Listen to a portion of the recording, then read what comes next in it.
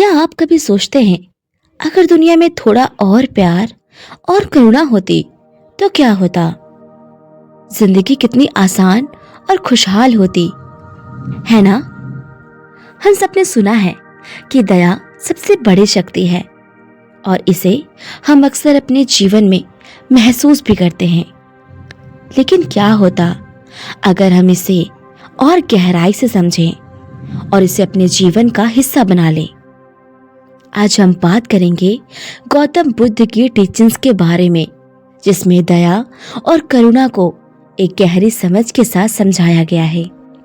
बुद्ध के अनुसार दया का मतलब सिर्फ दूसरों के प्रति अच्छा महसूस करना नहीं है, बल्कि यह हमारे भीतर एक अंदरूनी शांति और संतुलन लाने का तरीका है।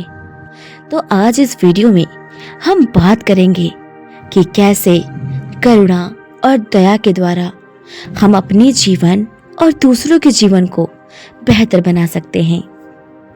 तो आप जानते हैं करुणा है क्या? दया और करुणा दोनों एक जैसे लगते हैं, लेकिन इन दोनों के बीच में गहरा अंतर है।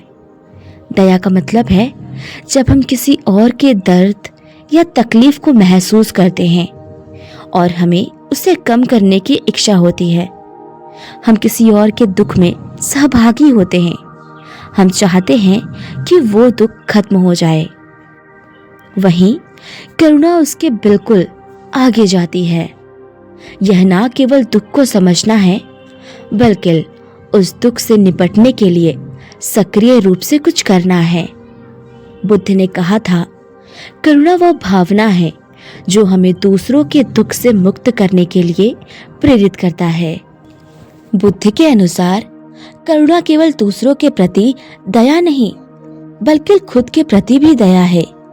जब हम खुद से प्यार और करुणा दिखाते हैं, तब हम खुद को भी बेहतर महसूस कराने के योग्य बनाते हैं।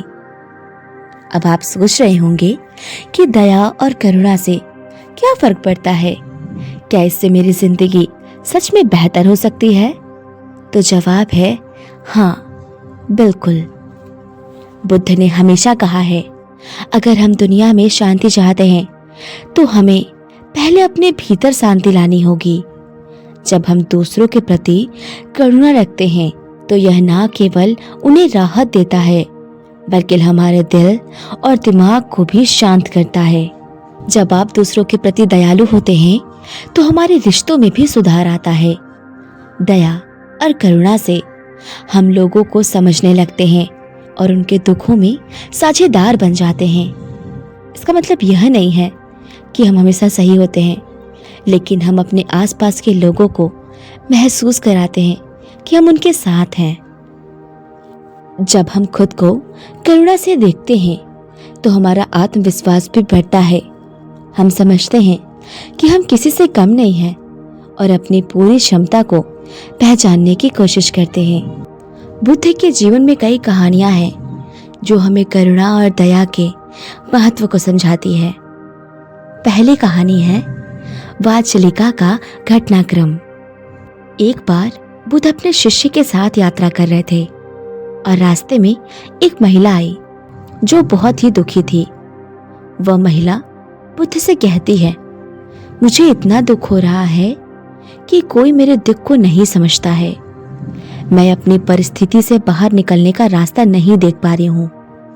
बुद्ध ने उसे देखकर कहा, तुम्हारे दुख का कारण यही है कि तुम खुद को सिर्फ अपने दुख में बांध कर रखती हो।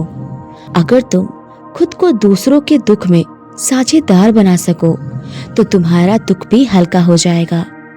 यह कहानी हमें सिखाती है कि करुणा और दया से न दूसरों का दुख कम होता है, बल्कि हम खुद भी मानसिक शांति पा सकते हैं।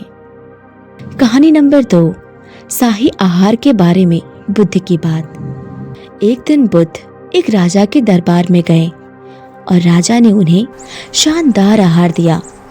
बुद्ध ने भोजन करने से पहले राजा से कहा, जब तक यह भोजन किसी गरीब या दुखी आदमी के साथ नहीं बांटा जाता है, तब तक यह भोजन अधूरा है।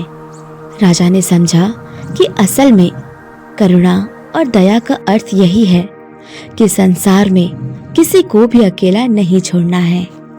अब जब हम समझ गए हैं कि करुणा कितनी जरूरी है, तो सवाल उठता है कि हम इसे अपने जीवन में कैसे ला सकते हैं।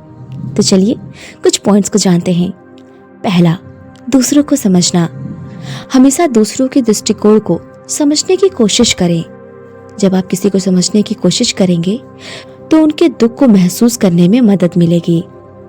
दूसरा, खुद से करुणा रखना। जितनी दया और करुणा हम दूसरों के प्रति दिखाते हैं, उतनी ही हमें खुद को भी दिखानी चाहिए।